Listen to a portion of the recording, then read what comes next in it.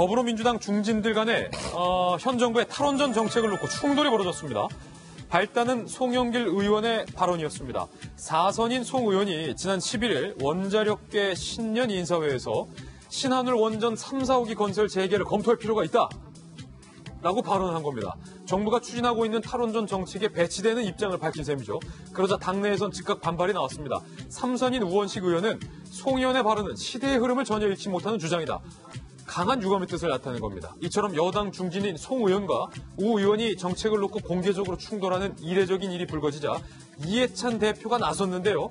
공론화 과정을 거친 결정인 만큼 탈원전 재개는 신중해야 한다라고 우원식 의원의 편을 들어서 지금 더불어민주당 내에서 큰 논란으로 자리 잡고 있는데 무려 4,900억 원이죠.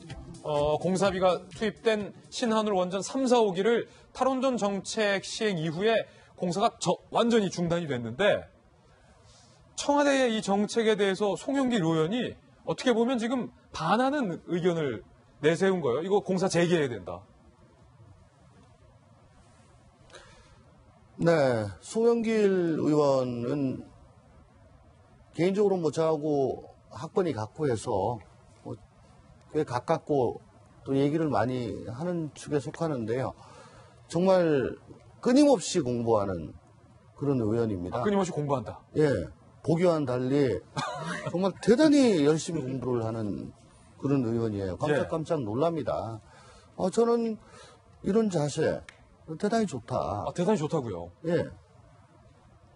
아니 그동안에 계속 여당 그러면 정말 지겹도록 비난을 했던 게 청와대 여의도 출장소. 여의도 출장소. 그렇게 다들 비난하지 않았나요? 예.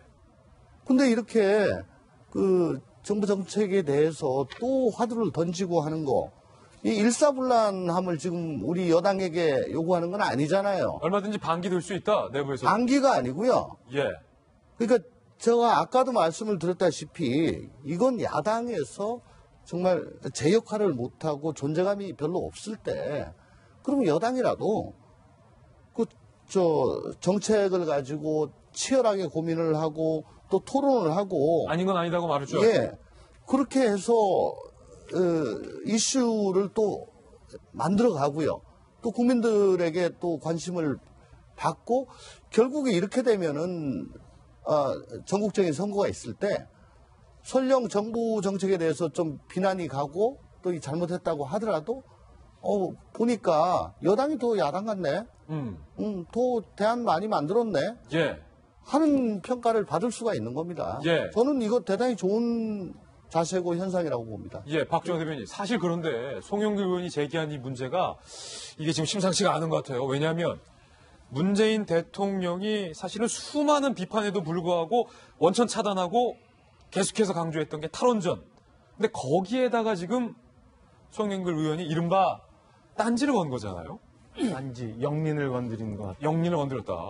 그러니까 좀 전에 조의님 말씀 주셨지만 저런 건전한 비판 내지는 논의가 있어야 되는 건 맞는데 민주당 내에 보면은 그 정권이 있고 난 다음에 바로 우원식 의원이 저기에 대해서 바로 반박을 하고요. 어제 이해찬 대표가 또 기자 간담회가 있으면서 또 주저앉혀요. 이런 것들이 과연 조 의원님 말씀 주신 것처럼 민주당이 지금 잘 굴러가는 거냐? 아니면 저게 건전한 비판이냐? 아니면 나왔는데 저거를 억누르려는 힘이 아직도 있느냐? 한번 좀 봐야 될 것 같아요. 저 같은 사람이 또 잘했다고 또 하나. 더더욱 큰 문제는 사실은 지금 좀 전에 신한울 3, 4호기 5천억 정도에 지금 그 공사비가 투여됐는데도 불구하고 공사 중단돼 있잖아요. 그리고 몇몇 원전에 대해서는 조기 셧다운이 됐고. 근데 제일 큰 문제는 지금 대한민국이 전 세계에서 원전 기술에 대해서는 독보적인 존재예요. 그리고 원전 수출도 굉장히 많이 하고 있는데 대통령의 탈원전 정책 때문에 저 아주 중요한 우리 미래 먹거리인 원전 산업이 완전히 뿌리채 무너져버린 게 가장 큰 문제라고 생각합니다. 지금이라도 다시 한번 정말 그게 맞았는지에 대해서 고민을 하고 국민들한테 진솔하게 좀 설명할 필요가 있지 않나라는 생각이 들고요. 그런 면에서 얼마 전에 문미옥 청와대 수석도 했잖아요. 문미옥 과학보좌관이요. 문미옥 과학차관이 탈핵은 대선 때 선명성을 강조하기 위한 정치고에 불과했다라고 얘기하면서 논란이 다시 좀 생기고 있어요. 이런 면에서 보면 내부에서도 탈핵, 탈원전에 대해서 무언가 잘못되고 있다는 문제 의식을 갖고 있다는 증빙이 되기 때문에 저는 이럴 때 국민들한테 이제 솔직하게 얘기해야 되는 거 아닌가. 그리고 만약에 잘못됐으면 과감하게 전환해야 되는 거 아닌가 이런 예. 생각을 좀 해봅니다. 저는 문득 지금 송영길 의원 뉴스 보면서 조홍천 의원이 조국 수석 물러나야 된다라고 했을 때 이해찬 대표가 나서서 조홍천 잘못됐다라고 했던 그 장면이 왜 떠오르는지 모르겠어요. 저만 떠올랐겠죠. 이 암사역 근처에서 한 남성이 흉기를 들고 난동을 부리는 장면입니다. 이 두 사람은 미성년자입니다. 그리고 두 사람은 친구 사이입니다. 흉기를 휘두르는 남성을 향해서 발로 제지하는 다른 남성. 그러나 결국 흉기를 휘두르는 이 남성에 의해서 여러 가지 몸에 상처를 입을 수밖에 없었던 상황입니다. 주변에 많은 사람들이 지켜보고 있었고 자칫 주변 시민들도 다칠 수 있었던 그런 아찔한 상황인데도 아랑곳하지 않고 저 두 사람이 계속해서 몸싸움을 하고 대치를 하고 결국 이 흉기를 휘두르는 남성에 의해서 여러 가지 상처를 입습니다. 이윽고 현장에 경찰도 출동을 했습니다. 정말로 좀 아찔한 장면이 아닐 수 없는데요. 하마터면 정말로 더 큰 사고로 옆에 주민들도 지금 말리고 있는데도 흉기를 든 남성은 전혀 아랑곳하지 않고 계속해서 난동을 부리는 모습입니다. 경찰이 출동을 했지만 흉기를 든 남성은 경찰을 향해서도 계속해서 격렬한 반응을 보였습니다. 이렇게 자전거를 들고 집어 던지려 하는가 하면 경찰의 컨트롤에도 제대로 따르지 않아요. 테이저건을 발사했지만 어찌된 일인지 테이저건을 잘 안 맞은 건지 모르겠지만 이 남성이 계속해서 난동을 부리고 있는 모습 주말 사이에 많은 분들이 이 영상을 보고 아마 왜 이런 일이 일어난 걸까 궁금해하실 겁니다. 이 사건의 전말을 우리 또 백희종 팀장님이 현장에서 취재해 오셨습니다. 도대체 무슨 일입니까? 네, 지금 이 비행소년, 범법소년이죠. 19세, 18세 이제 친구 사이인데 예전에 박경택 감독이 만든 영화 친구가 생각이 나는데 예.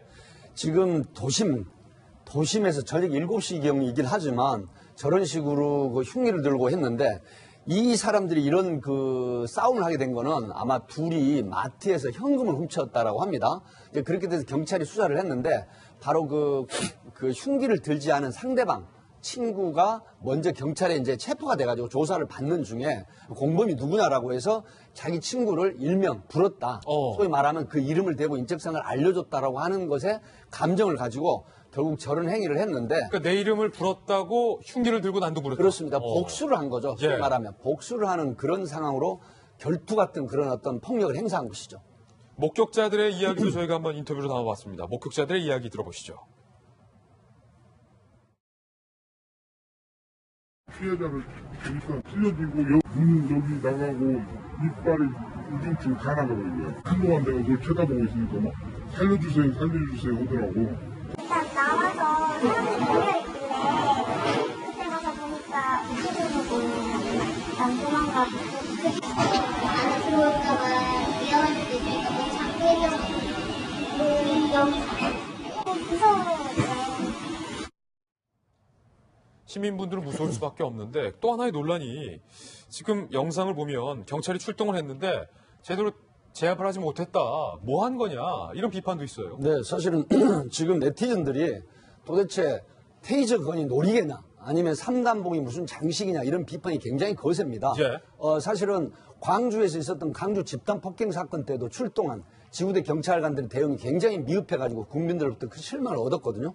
근데 이번 같은 경우에는 이제 여러 가지 상황이 있겠지만 첫 번째 흉기를 든 미성년자에게 예를 들어서 과격한 어떤 진압을 했을 때 이제 소위 그 이후에 일어나는 과잉 진압이다. 미성년자에게 저런 형태의 어떤 제압을 꼭 했어야 되느냐. 이제 이런 전제는 예를 들어 상처를 입거나 제압 과정에 어떤 문제가 생겼을 때는 경찰관이 합법적으로 진압을 하고 흉기를 든 사람을 제압을 했음에도 불구하고 이 피의자 인권이 침해됐다라고 하는 비난이 거세지거든요. 예. 그렇기 때문에 저는 두 가지를 말씀을 드립니다. 우선 사실 선진국가 같은 경우에는 굉장히 경찰관이 현장에 그 흉기를 든 어떤 무장한 범인이라든가 이런 걸 제압을 할 때 경찰관이 사소한 실수 내지는 어떤 실수가 있다 하더라도 여기에 대한 처벌이라든가 하지 않고 오히려 더 보호해주는 그런 역할이 있거든요. 그럼에도 불구하고 피해자 인권은 정말 굉장히 강력하게 내세웁니다. 하지만 범인을 제압하는 거나 피해자 인권이 상당히 지금 약화돼 있다는 게 현실이기 때문에 여기에 대한 시스템을 보완해주고 법적인 보호를 해줘야 된다라고 하는 부분이 있고, 또 하나는 경찰이 현장에 투입을 됐을 때 정말 끊임없는 훈련, 끊임없는 어떤 대응 훈련을 해야 됩니다. 이런 부분이 있어야만이 경찰관이 완벽한 현장에 진압을 할 수가 있는데, 사실 또 이렇게 말씀을 드립니다. 제가 현장에서 근무를 했기 때문에 경찰도 가족이 있고 사실은 100만 가족이 있거든요.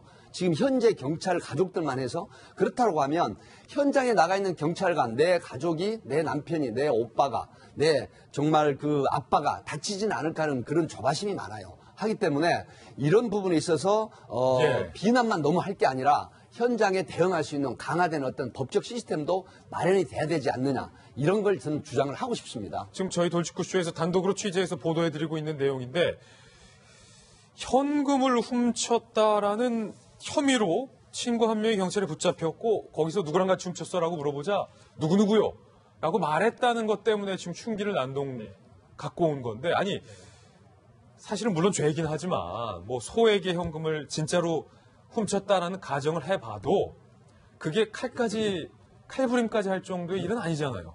그렇죠. 친구가 과연 의리 없이 내 이름을 불었다는 것에 상당히 화가 나서 그랬던 것 같은데, 좀 이해할 수가 없는 상황이죠. 결국 이 사건에 있어서는 그 잘못된 의리를 지키지 않았다라는 것에 대한 응징으로 보여지고, 거기에서는 분명히 처벌이 더 강하게 따라야겠죠. 그리고 앞서 우리 백희종 팀장님 말씀하셨던 것처럼 경찰에 있어서도 좀 더 많은 재량권을 좀 부여될 필요가 있을 것 같습니다. 그러니까 지금 우리는 동영상의 전말을 다 보고 상당히 과격했던 현장이었으니까 경찰이 신속 대응하고 제압할 필요가 있었다라고 지금 얘기를 하겠지만, 만약 누군가가 저 대치 상황서부터 딱 동영상을 찍었고 경찰이 출동하자마자 바로 테이저건을 발사하는 영상을 찍었다고 한다면 분명히 상황을 모르는 누이꾼은 이렇게 댓글을 달 겁니다.